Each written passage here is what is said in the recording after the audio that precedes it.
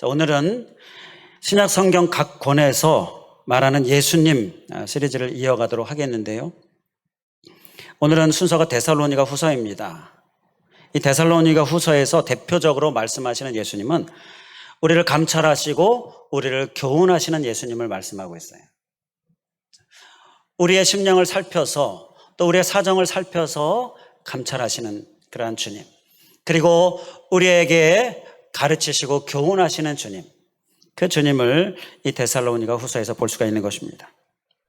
예수님께서 데살로니가 교회 교인들을 보니까 그들을 감찰하시니까 그들 안에 발견되어지는 문제들이 있었어요. 그래서 그 부분을 변화시키시고 또 그 부분을 견고하게 하시고자 말씀하시는 그런 가르침이, 교훈이 이 데살로니가 후서에 보면 나옵니다. 총 3장으로 되어 있는데 각 장별로 한 가지씩 말씀을 하고 계셔요. 그들에게 있는 문제, 그리고 그 문제를 어떻게 이겨야 하는지 그 부분을 가르쳐주고 계셔요. 바로 이러한 예수님을 우리 말씀 가운데서 볼 수가 있는데요. 이러한 주님은 오늘 우리에게도 감찰하시고 교훈하시는 주님이시다라는 것입니다. 이 데살로니가 교회에 있는 문제나 어려움들은 곧 우리에게 있는 문제나 어려움이고요. 그래서 오늘 주시는 말씀은 곧 우리에게 필요한 말씀, 우리가 변화되어지고 우리가 회복되어야 할 부분들, 그 부분에 대한 가르침이다라는 것입니다. 그런 믿음으로 우리 말씀을 받으실 수 있기를 주님의 이름으로 간절히 축원을 드립니다. 이 감찰하시는 예수님은요, 우리에게 정말 부족한 부분이 무엇인지 너무나 잘 아셔서, 주님은 우리의 마음 중심을 아시잖아요. 그래서 정확하게, 내가 나를 보는 것보다 더 정확하게, 나도 알 수 없는 부분까지도 더 정확하게 보시고 말씀하시는 주님이시죠. 그러니까 우리가 안 들으면 우리가 정말 큰 손해가 될 수 있다는 거예요. 하나님께서, 그 누구도 아닌 하나님께서 우리를 감찰하시고 교훈하시는데 우리는 어떻게 해야겠습니까?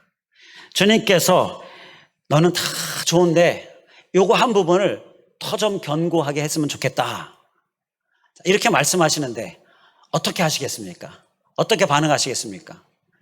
당연히 아멘 하고 우리가 반응해야 될 줄 믿습니다. 하나님이 말씀하시는 건데요, 하나님이 나를 보시고 나의 연약한 부족한 부분을 다 말씀해 주시는데 이게 얼마나 감사한 일이에요. 우리가 감사로 받아야 하겠지요. 아멘하고 받아야 되겠지요. 이것이 바로 오늘 우리가 소유해야 될 모습인 줄 믿습니다. 하나님이 살펴보시니까 이 부분만 좀 견고해지면 좋겠다, 그렇게 우리를 감찰하셔서 이제 말씀하시고 가르치실 텐데 그냥 한 귀로 듣고 한 귀로 흘려버리고 또는 마음에 교만해서 거부하고 있고, 자, 이러한 어리석은 모습, 오늘 우리의 모습 되지 않을 수 있길 간절히 원합니다. 기쁨으로 감사로 받을 수 있길 간절히 원합니다. 그렇게 받고자 하는 마음 주님께서 우리의 마음 받으셔서 또 큰 은혜 부어주실 줄 믿습니다. 자, 그러면요, 주님께서 감찰하셔서 교훈하시는 말씀이 무엇인가? 데살로니가 교회의 문제인데요, 곧 우리에게 해당하는 부분이기도 하고요. 자, 먼저 본문 16절 말씀을 보면 주님이 무엇과 무엇을 주셨다라고 말씀하십니다.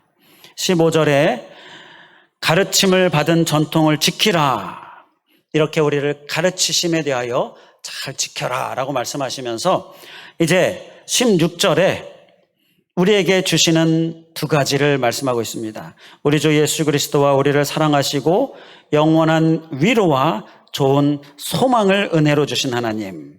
자, 무엇과 무엇을 주신다고요? 위로를 주시고 소망을 주신다. 우리 주님은 위로를 주시는 예수님이시고요, 소망을 주시는 예수님이시다. 자, 이렇게 바울이 고백하고 있는 것입니다. 자, 그러면 이 위로의 예수님 그리고 소망의 예수님을 왜 바울이 고백하고 있는가? 그 부분을 보면서 우리에게 주시는 깨달음을 얻을 수가 있는데요. 먼저 이 위로의 예수님을 고백하는 이유는요, 1장에 보면 나옵니다. 1장에 많이 등장하는 단어가 있는데요, 그 단어가 무엇이냐면 환난이라는 단어입니다. 환난. 이 데살로니가 교회 교인들이요, 환난 가운데 빠져 있어요. 신앙생활 잘 해보려고 하는데 주변에서 핍박하고 방해합니다. 그리고 여러 가지 어려운 일들이 생겨요. 이러한 것들을 환난이다라고 이야기하고 있는데요, 바로 이 환난 가운데 힘들어하고 있는 거예요. 그래서 1장 7절에 보게 되면 주님께서 그 데살로니가 교회 교인들을 향하여 이렇게 말씀하셔요. 1장 7절에 환난을 받는 너희에게는 우리와 함께 안식으로 갚으시는 것이 하나님의 공의이시니, 바로 바울을 통하여 하나님께서 환난을 받는 너희들에게 내가 안식으로 갚겠다.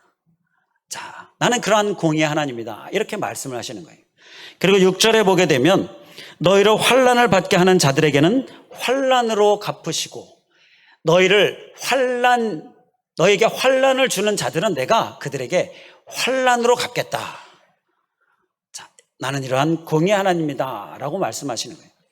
데살로니가 교인들에게, 환난 가운데 있는 교인들에게, 너에게 환난을 주는 자들, 내가 그들에게 환난을 주겠다. 그리고 환난을 받는 너희들은 내가 안식으로 너희들의 환난을 갚아주겠다. 이러면서 위로의 하나님으로 그들에게 다가가고 계시는 거예요. 그러니까 바울이 우리의 위로의 예수님, 이렇게 위로의 예수님을 고백하고 있는 것입니다. 자, 1장 말씀 가운데 데살로니가 교회의 문제는요, 그들에게 환난이 있다라는 것입니다. 어려움, 핍박, 고통이 있다라는 것입니다. 자, 그 문제를 감찰하신 주님께서 말씀하시는 가르침은 나는 너희를 위로하는 하나님이다, 이렇게 가르쳐 주고 계시는 거예요. 그 위로의 하나님을 붙들어라 라는 것입니다. 우리에게도 환난이라고 하는 많은 어려움들이 있습니다. 각자의 개인, 가정, 또 직장, 사업장, 또 육신, 또 신앙적인 부분들, 또 자녀들에 관한 부분, 이런 모든 것들이 우리에게 많은 기도를 가져오게 하고요, 또 많은 환난이라고 하는 어려움을 주기도 합니다. 자, 이러한 부분들에 대하여서 또 물질적인 부분에 이르기까지 정말 생각하면 많은 것들이 떠오르게 되는데요, 이러한 것들에 대하여서 주님께서 우리에게도 있는 이 문제, 그것을 감찰하신 주님께서 우리에게 말씀하십니다. 나는 너희에게 위로의 하나님으로 다가간다. 그 위로를 충만히 받아 누리기 위해 나를 붙들어라 라고 말씀하십니다. 우리도 주님을 붙드는 모습, 우리의 모습 될 수 있기를 주님의 이름으로 간절히 축원을 드립니다. 우리가 신앙생활 하면서요, 이 위로의 주님 경험하지 못하면요, 그건 아주 손해 중에 큰 손해라고 생각을 합니다. 신앙생활을 통하여 주님께서 주시는 많은 은혜가 있는데 그 중에서 한 가지가 바로 이 위로의 은혜예요. 주님은 앞서도 말씀 나눴던 것처럼 우리의 심령을 너무나 잘 아시죠. 나도 모르는 것까지 아셔요. 그래서 진정한 위로자가 되십니다. 그리고 또 체휼하심으로 우리를 위로하시는데요, 그러니까 직접 경험하심으로 너무나 잘 아셔서 우리에게 큰 위로가 되어주시는 거예요. 이 위로를 경험하지 못하는 신앙은요, 아주 손해가 막심하다, 우리 그렇게 생각하면서 이 주님의 위로 꼭 충만히 받아 누릴 수 있기를 간절히 원합니다. 주님은 우리를 위로하실 때에 너무나 다 잘 아시기 때문에 우리가 그 주님을 붙들고 나아갈 때 우리는 그냥 이러이러해서, 이러이러한 일이 있어서, 내 마음이 이러이러해서, 이렇게 자세히 막 설명할 수고 애쓰는 것 필요가 없죠. 그냥 주님 하고 한숨 섞인 고백으로 주님을 부르면 주님이 그래 내가 다 안다 그러면서 우리를 위로하시는 분이세요. 이 주님 앞에 우리가 한숨 섞인 고백으로 주님, 그렇게 나아가면 된다라는 것입니다. 우리가 지난 주일 우리를 곤비케 하는 일에 대하여서 그 곤비에 대처하는 능력으로 우리가 함께 살펴봤던 것이 바로 앙망이죠. 앙망은 곤비에 빠진 우리들, 아무것도 할 수 없는 지쳐 쓰러져 있는 우리들이 고개를 들고 하나님을 보는 거, 그거 할 수 있잖아요. 그건 다 할 수 있죠. 그게 바로 앙망이죠. 우러러 바라보는 거예요. 바로 이렇게 주님을 앙망하면 주님은 반드시 가만히 계시지 않고 우리를 두드리심으로, 또 우리를 안아주심으로, 우리를 힘주심으로, 우리를 재촉하심으로 우리를 위로하시는 분이시다라는 거예요. 이러한 주님 우리가 바라보면서 오늘도 주님 앞에 위로의 주님을 붙드는 모습으로 우리의 모습 삼을 수 있길 간절히 원합니다. 주님이 우리를 위로하시는 목적이 있어요. 그 목적은 우리가 힘을 얻어서 이기는 삶을 살기를 원하시기 때문인 것입니다. 이 주님이 주시는 위로, 그 위로를 통하여 힘 얻고 또 이제 이기는 삶, 우리의 삶이 될 수 있기를 주님의 이름으로 간절히 축원을 드립니다. 어떤 한 축구 선수가요, 이제 축구 경기를 하는데 아주 유망한 선수입니다. 아주 공격수인데 너무나 잘하는 선수인데요. 이제 후반전이 됐어요. 후반전이 돼서 이제 경기가 시작이 됐는데 이 선수가 공을 딱 받았습니다. 그리고는 골대를 향하여서 막 질주를 합니다. 공을 이리저리 몰면서 상대 팀을 피하면서 골대를 향하여 질주를 합니다. 그런데 상대 팀이 이 선수의 기세에 눌렸는지 막 필사적으로 막지 않아요. 그러니까 더 신나서 골대를 향해 막 나갑니다. 이제 더 거의 골대 가까이 와서 이제 슛을 날리려고 해요. 슛을 날리려고 하는데 갑자기 자기 편이 자기 발을 걸어서 넘어지게 한 겁니다. 넘어지고 나서 그 좋은 기회를 놓쳐가지고요, 너무 화가 나서 일어나면서, 아니 왜 같은 편끼리 발을 걸고 그러냐고 그렇게 막 화를 냈습니다. 그랬더니 그 발을 건 같은 편 그 사람이, 야 저건 우리 골대야 라고 그렇게 그 사람을 탓한 거예요. 이게 후반전이 되면 골대가 바뀌는데 미처 골대 바뀐 거를 기억하지 못했다라는 것을 생각해 볼 수가 있는데요. 그래서 결국 이 사람이 너무 창피하고 그리고 너무 자책이 돼서 스스로 교체를 받아서 경기장을 나갔습니다. 그리고 선수 대기석에서 고개를 숙이고 막 자책을 하면서 나는 자격이 없어, 이제 축구를 그만둬야 되겠어, 막 이렇게 괴로워하고 있는데 코치가 그에 가더니 그의 어깨를 두드리면서 힘내, 한 번 더 기회를 줄 테니까 이번에 나가서 아까 한 것처럼 열심히 골을 몰고 가는데 상대편 골대를 향해서 한번 이번에는 가봐, 그러면서 막 격려하고 힘을 준 거예요. 그래 한번 다시 해보자. 그리고 갔습니다. 나가서 이제 경기에 임하게 되는데 얼마나 열심히 뛰는지 골을 3골이나 넣었습니다. 그리고는 그 팀이 이겼어요. 그리고 이 선수가 세계적인 선수로 커지게 됩니다. 아주 유명한 세계적인 선수가 돼요. 만약에 코치가 한 번 더 기회를 주지 않고 그에게 격려하지 않았다면요, 그냥 선수 생활 마감했을 거예요. 뭐 동네 축구 경기에 뭐 선수나 됐을 거예요. 그런데 세계적인 선수가 될 수 있었어요.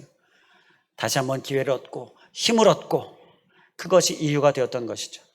주님께서도 우리에게 쓰러질 때에, 실패할 때에 우리를 다시 한번 일으켜 주시는 격려와 힘으로 우리에게 다가오셔요. 그 격려와 힘을 얻어서 이제 이기는 삶을 살 수 있기를 주님의 이름으로 간절히 축원을 드립니다. 우리 이 위로의 주님 더 굳게 붙으시길 간절히 원합니다. 자, 그리고 바울이 고백하고 있는 예수님, 위로의 예수님과 함께 또 소망의 예수님을 고백하고 있는데요, 이 소망의 예수님에 관한 말씀은 2장에서 보면 나옵니다. 2장에서 보면 주님께서 데살로니가 교회 교인들을 살펴 감찰해 보시니까 그들에게 있는 문제가 또 한 가지 발견이 됐는데요, 재림에 관하여서 잘못 생각하고 있는 오해가 이 교인들 가운데 있었어요. 바울이 이 데살로니가 전서에서 예수님의 재림에 관한 말씀, 마지막 때에 관한 말씀을 많이 해요. 그러한 편지의 내용을 전하게 되는데 그 편지의 내용을 들은 이 데살로니가 교회 교인들이요, 2장 2절 말씀에서 보게 되면 주의 날이 이르렀다고 시동심하거나 두려워하지 말라라는 이러한 바울의 권면을 받게 되는데, 이 권면에서 보듯이 시동심하고 있어요. 마음이 막 흔들리고 있어요. 주의 날이 임했다, 곧 임했다, 지금 바로 임한다, 이렇게 생각하면서 마음이 막 흔들려요. 당황하고 그리고 막 두려워하고 이러는 거예요. 그러니까 그렇게 하지 말아라. 지금 재림에 관하여, 재림신앙에 관하여 너희가 잘못 생각하고 있는 부분이 있다. 이렇게 바울이 주님의 교훈을 전하고 있어요. 어떤 사람들은 다 손 놓고 하늘만 쳐다보고 있는 거예요. 그러니까 이러한 잘못된 모습, 재림신앙을 잘못 받아들이고 있는 모습에 대하여 이 바울이 주님의 말씀으로 교훈하고 있는 것입니다. 요즘 이단들, 이 종말에 관하여 이야기하는 이단들을 보면 다 손 놓고 하늘만 쳐다보게 하잖아요. 이건 재림신앙이 아니다라는 거예요. 재림신앙은 무엇입니까? 이렇게 현실 도피하는 게 재림신앙입니까? 재림신앙은요, 소망을 가지고 사는 삶이 재림신앙입니다. 소망의 예수님을 고백하면서 사는 삶이에요. 재림은 그 다시 오실 주님을 소망하면서 열심히 현재의 삶을 살라라는 것이, 그것이 재림신앙이다라는 것이, 그 부분을 데살로니가 교회 교인들에게 가르치고 있는 거예요. 손 놓고 하늘만 쳐다보는 것, 그건 잘못된 것이다라는 거. 우리는 이 재림신앙에 관하여, 재림신앙은 소망을 가지고 사는, 열심히 사는 삶이다. 잘 기억할 수 있길 간절히 원합니다. 손 놓고 아무것도 안 하고 있으면요, 이건 잘못 살고 있는 거예요. 터널을 지나갈 때 아무리 길고 어두운 터널일지라도요, 지나갈 때에 그 터널의 끝은 밝은 밖으로, 이제 밝은 밖으로 우리가 나아가게 된다는 것 다 알죠. 그렇기 때문에 터널을 지나면서 그게 아무리 길고 아무리 어두울지라도 생각하는 마음은 이겁니다. 문제 없어. 문제 없어. 자, 이렇게 생각하면서 터널을 다 지납니다. 아무리 길지라도, 아무리 어두울지라도. 바로 이 길고 어두운 터널과 같은 길을 간다 할지라도요, 그런 환란이, 그런 어려움이 있다 할지라도요, 재림신앙은 밝은 끝에 도달하게 될 것을 기억하면서, 생각하면서, 믿으면서 소망 가운데 가는 거예요. 그래서 그의 입에서는 문제 없어 라고 이러한 말이 나오는 것이 바로 소망, 재림신앙이다라는 거예요. 우리의 입에 나오는 소리, 문제 없어가 될 수 있길 간절히 원합니다. 소망은 이렇게 문제 없어 라고 말하게 하는 거예요. 우리 한번 따라해 주시면 감사하겠습니다. 문제 없어. 한 번 더 하겠습니다. 문제 없어. 무슨 어려운 문제 있습니까? 소망의 재림신앙을 가지고 있으면요, 문제 없습니다. 자, 터널의 끝이 있어요. 주님의 응답이 있고 주님의 역사가 있습니다. 그러니까 문제 없어가 우리의 입에 입버릇이 될 수 있기를 주님의 이름으로 간절히 다시 한번 축원을 드립니다. 성경의 소망의 대명사 누구입니까? 요셉입니다. 요셉. 요셉은요, 꿈의 사람으로 주님이 주신 꿈이 있었어요. 그래서 그걸 소망하고 그 소망의 삶을 삽니다. 그 소망을 가지고 사니까 형제들이 배신을 했는데 그 형제의 배신도 이겨낼 수가 있었어요. 문제 없어. 이렇게 이겨낼 수가 있었습니다. 막 상처로 괴로워하면서 막 헤매고만 있지 않았어요. 그리고 소망을 가지고 사니까 억울한 누명도 이겨낼 수가 있었습니다. 그 누명에 신세한탄하면서 막 좌절하고만 있지 않았어요. 그럴수록에 더 주님을 붙들었습니다. 더 소망의 하나님을 붙들었어요. 이러한 모습이 우리에게 꼭 있어야 될 줄 믿습니다. 그럴수록에 더 주님을 붙드는 거예요. 이것이 소망입니다. 문제 없어. 더 주님을 붙드는 거예요. 3장 13절에 보게 되면 선을 행하다가 낙심하지 말라라는 말씀이 나옵니다. 선을 행하다가 낙심하지 말라. 우리가 소망의 주님을 붙들면요, 선을 행하다가 낙심하지 않을 수 있게 된다라는 건데요. 선을 행하다가 낙심하지 말라라는 이 말씀은요, 낙심하지 말고 계속해서 선을 행하라라는 말씀이죠. 앞서 영상에서 봤었던 영화 마운틴맨의 실제 인물 다스라트 만지. 사실 이것은요, 인도 사람이라 우리 또 기독교적으로 이 정서도 맞지 않고 또 기독교적으로도 그 마인드가 신앙적인 부분들 같지 않은데, 그래도 제가 영상을 한번 준비해 본 것은 같은 주제를 다루고 있는 성경의 인물 누구입니까? 노아가 있는데요. 노아가 방주를 만들잖아요.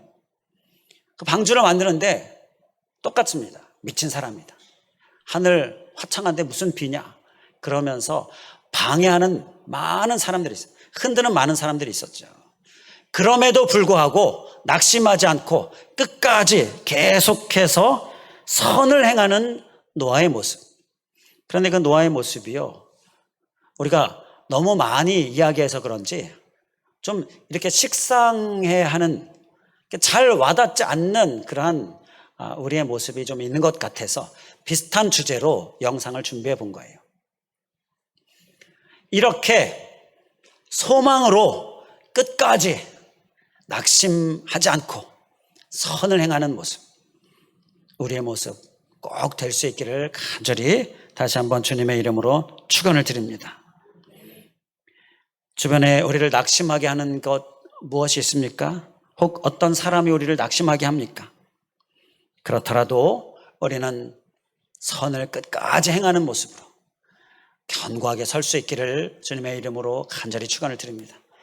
이제 끝으로 한 가지 3장에서 나타나는 우리에게 주시는 깨달음을 함께 살펴보도록 하겠습니다.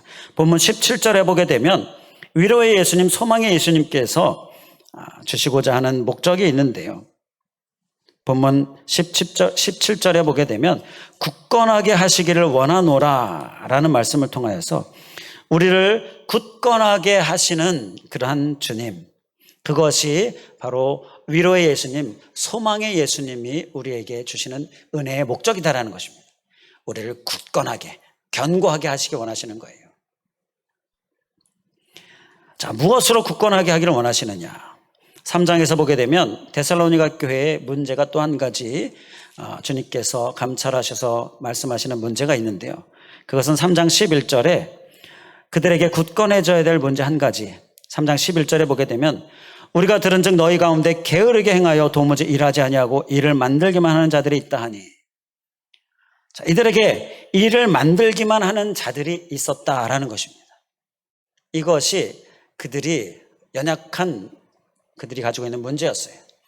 곧 오늘 우리에게도 있는 문제이고 오늘 나에게도 있는 문제인데요. 자, 일을 만드는 자, 이게 무슨 의미냐? 이걸 구체적으로 그 의미를 원어적으로 살펴보게 되면, 자, 다른 성경의 번역들을 좀 참조해 보면요, 공동 번역 성경은 참견하는 자라고 이렇게 씁니다. 참견하는 자, 일을 만드는 자는 참견하는 자. 그러니까 일하지 않으니까, 참여는 하지 않으니까 참견하는 거예요. 자, 그것을 일을 만드는 자다라고 쓰고 있고요. 현대어 성경은 잡담하는 자라고 씁니다.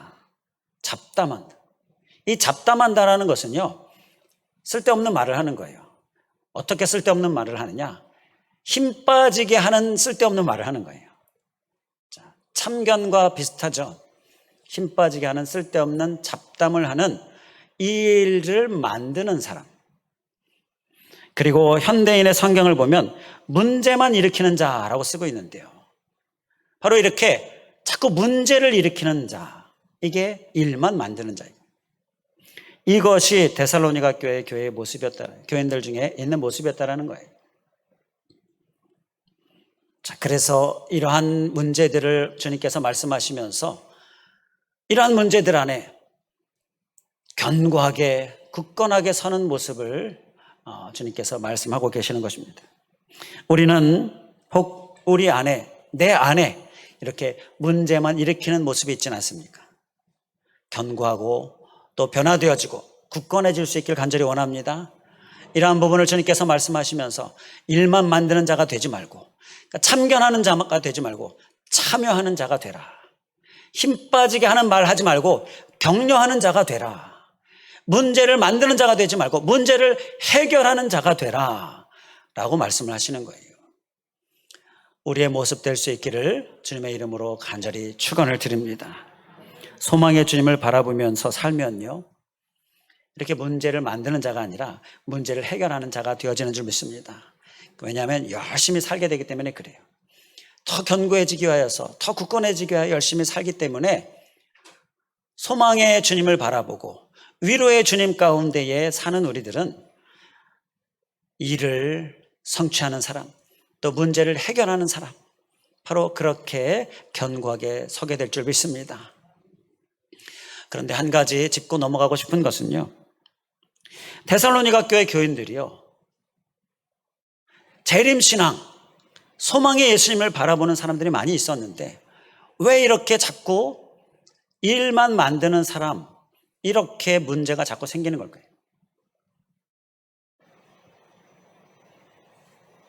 우리가 소망의 예수님을 바라보면서 살면요, 더 열심을 내게 되지 않겠습니까?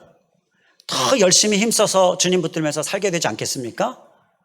왜냐하면 하나님 나라 바라보고 하나님 나라 상급 바라보고 이렇게 소망을 가지고 살면 어려움이 닥칠지라도 또 문제가 생길지라도 막 힘내면서 이기면서 더 열심히 살게 되는 것이 그게 당연하다라고 생각이 되는데요. 그런데 이상한 것은 오늘날 교회나 기독교나 그리스도인들의 모습을 보면 어떤 흐름이냐 하면요, 더 열심을 내지 않는 흐름으로 이렇게 나아가고 있다는 거예요. 그러면 소망이 없다라는 것입니까? 우리가 소망의 예수님을 붙들고 소망의 예수님을 바라보면서 살고자 그렇게 기도하면서 아멘 하면서 나아간다면 더 열심을 내야 되는 것이 맞는데요, 그 반대로 열심을 내지 않는 방향으로 흘러가고 있는 모습, 자, 그러한 모습이 참 이상하다라고 여겨지는데 데살로니가 교회를 보면 그 교회도 마찬가지였다라는 거예요. 오늘 우리들의 모습처럼 더 열심을 내지 않고 손 놓고 하늘만 쳐다보고 있는 모습처럼 이 3장에서 보게 되면 게으름에 관하여서도 말씀하는데요, 이러한 게으름의 모습으로 그렇게 살고 있다는 거예요. 이것은요, 사단의 속임수에 빠져 있는 모습이다라는 것입니다. 우리는 소망의 주님을 바라보면서 더 열심으로 나아가는 모습, 더 힘쓰는 모습이 우리의 모습 될 수 있길 간절히 원합니다. 주변 외부의 환경이라든지 내 내적인 이유라든지 그 어떠한 것이든지 더 열심을 내고자 하는 것에 방해가 되고 있는 생각이나 어떤 환경적인 요인들은요, 다 사단이 방해하고 있고 사단이 속이고 있는 거예요. 우리가 여기서부터 견고해져서 더 열심을 내는 모습으로 더 굳건하게 서는 우리들 될 수 있기를 주님의 이름으로 간절히 축원을 드립니다. 기도하겠습니다. 할렐루야. 감사하신 하나님, 오늘 말씀을 통하여서 데살로니가 후서에서 우리를 교훈하시고 또 우리를 감찰하셔서 우리의 연약한 부족함을 말씀하시면서 우리를 가르치시는 그 주님, 그 주님의 음성에 우리가 더 견고히 서는 모습, 더 열심을 다하는 모습, 더 힘써 선을 행하는 모습, 우리의 모습 될 수 있도록 인도하여 주시옵소서. 데살로니가 교회 교인들 안에 많은 환난과 어려움이 있었는데 그 환난과 어려움에 위로의 주님 말씀하시면서 위로로 다가가시면서 그 주님을 붙들라 말씀하시는 이 주님의 위로의 음성, 하나님 오늘 우리가 듣고 그 주님을 더욱 굳게 붙들게 하여 주시옵소서. 또한 아버지 하나님, 재림에 관하여 오해하여서 재림은 곧 소망의 삶을 사는 것이 그것이 재림신앙인데 소망이 아니라 다 손 놓고 하늘만 쳐다보고 있는 것처럼 오히려 게으름에 빠져드는 것처럼 열심을 내지 않는 모습, 이러한 모습 또한 우리가 경계하면서 우리 안에도 이상하게 자꾸 더 열심을 내지 않는 흐름으로 나아가고 있는 방향이, 그 흐름이 우리 안에 있는데 주님, 우리가 경계하면서 소망을 우리의 신앙으로, 재림 신앙으로 삼을 때에 그것은 우리로 하여금 더 열심을 내게 하는데 그렇게 하지 못하게 하는 것들, 이러한 모든 속임수들 우리가 철저히 경계하면서 대적하면서 더 열심을 내는 모습으로 더 힘써 참여하고 더 힘써 주님께서 맡겨주신 일을 감당하는 모습으로 견고하게 굳게 설 수 있도록 인도하여 주시옵소서. 간절히 간구하오며 예수 그리스도의 이름으로 기도하옵나이다. 아멘.